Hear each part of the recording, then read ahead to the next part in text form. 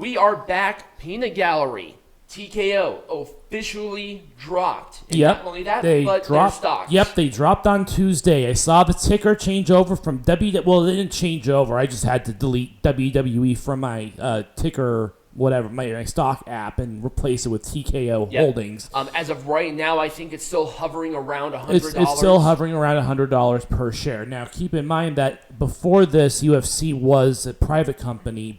So I think that investors are just trying to see what the market is doing, which is why it's so flat. But we're not here to talk about that. We're here to talk about... Well, I mean, it's part of the right. brand. Anyway, so yeah, Vince McMahon and co. were all there. They rang the bell to start the trading day as TKO on Tuesday. Mm-hmm.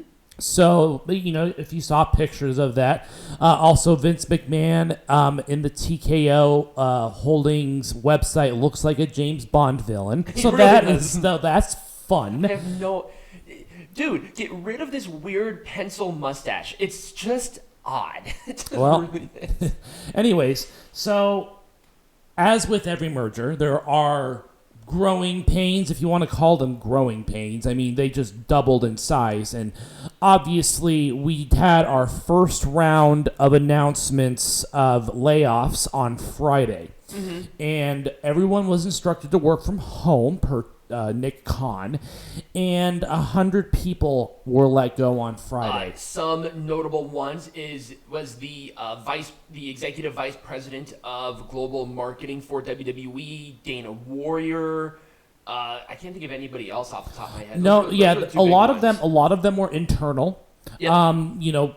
Company side cuts, which happens with every merger because you don't need 2 marketing departments anymore. You need 2 of this or 2 of that. So they're just getting rid of redundancies. But the thing is that I feel like they're just going to do that until they figure out what they want to do, because if the same person is going to do UFC and WWE marketing, I feel like that would be a mistake.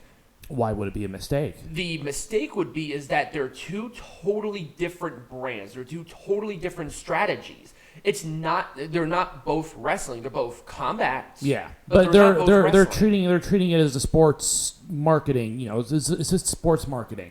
People go to college for marketing for sports, so it's kind of the same deal. And there are rumors that possible talent cuts are going to be happening as well. And I don't know if Triple H is going to be all that happy with it, but hey, it's not his company to run. It is a company that is trying to find $100 million in cost cutting. So that's fun. And now also keep in mind, we're only covering this stuff on the side of WWE. We haven't even touched on anything UFC. Now, well, because we don't follow UFC as much as we do WWE. Obviously, our angle is coming from WWE. I'm sure that UFC as an organization has faced similar types of cuts. Oh, absolutely. I was going to ask you if you did any sort of research regarding that, but it sounds like you didn't. No. That's fine. It's fine. It's totally fine. I was just wondering if you had like a comparison between how many people were laid off on the WWE and to the UFC side. Right. Because you're right. I mean, if they're going to have one team, one company, and one marketing department, obviously they don't need 2 executive vice presidents of global marketing. Right. Stick with one. But also keep in mind, too, is that with these growing pains, they always let people go and then also rehire them because it might be a restructure of their contract, too. Right, exactly. And so we have to put that into consideration as well. Like they probably, if you go to their website, they probably have a section where they do rehires because technically they do fire people just to rehire them later under a new contract with new terms. Right. Because obviously, like, oh, you're not going to get WWE stock anymore. You're going to get TKO stock, or if that is even an option within a contract. Right, and they might not even know that. Keep in mind, the merger happened not even a week ago. Right. These kinds of things take sometimes months to sort of figure out, and I think that's sort of when they'll say, okay, we can bring back these people. Right. So.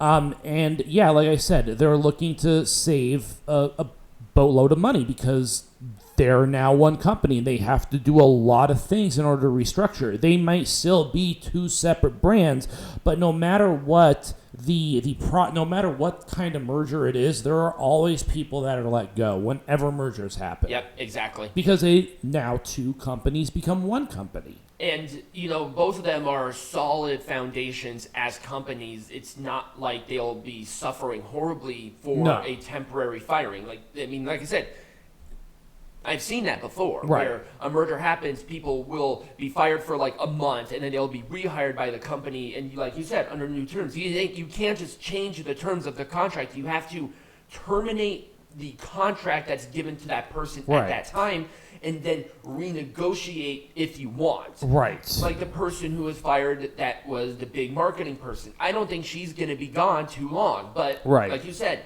the stock options are going to be different. Right. Maybe they'll have different severance packages. Maybe the pay will be different. Right. I don't know what they're doing.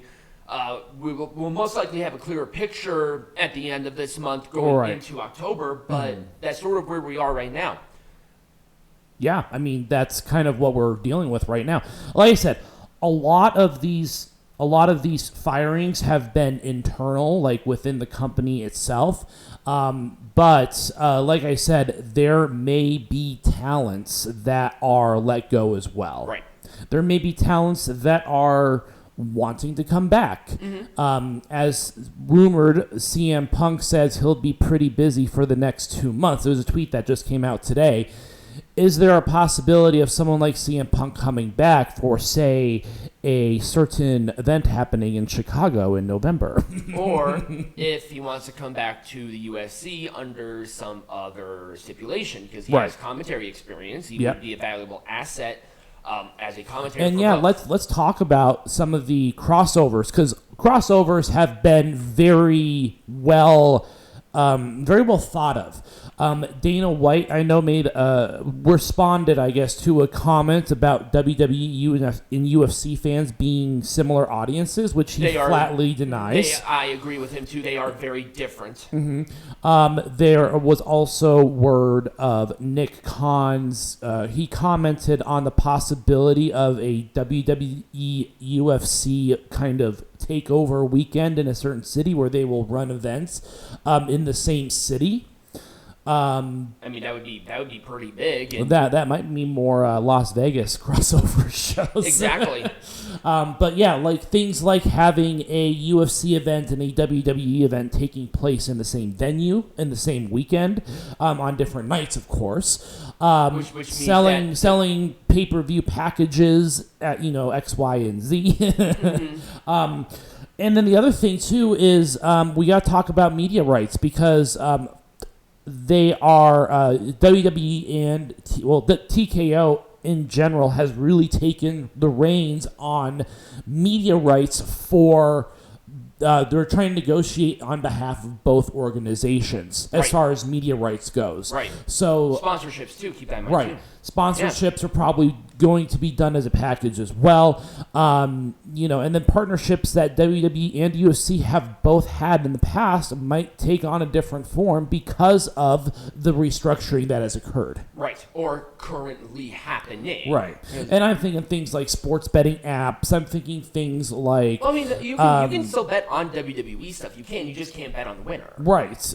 Or, and again, there's a lot of restructuring is taking place. There's a lot of things up in the air right now. Right. But like I said, the thing happened literally this last Tuesday. Yeah. That's what it opened with, was TKO being put on the market. Yep. And I mean, really, it's so up in the air. There's so many possibilities, and we can name them off forever. Right.